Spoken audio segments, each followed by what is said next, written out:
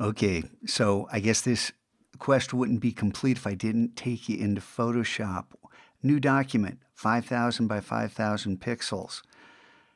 All right, and then we're going to go to File, Place Embedded, and then navigate out to our folder that contains what we've been working on. And let's get the 5 by 5 to start with. And then we'll place this, click OK, just take this default setting, hit return, and look at your layer. Look over here. It's already named.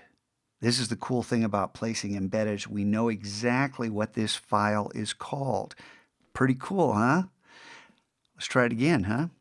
File, place embedded. If we're going to do this a lot, I think a custom keyboard shortcut would be kind of the thing to do.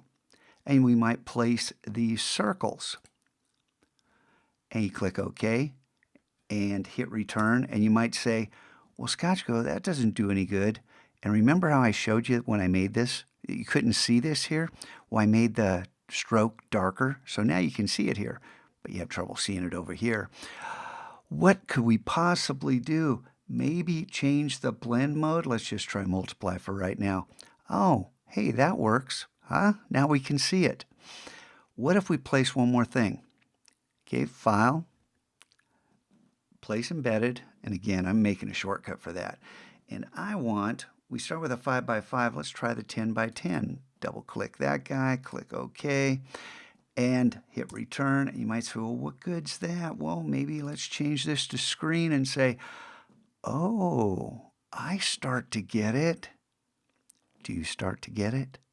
There are so many things we can do here. All the layers are named because we're working smart. This is cool. Have some fun with this.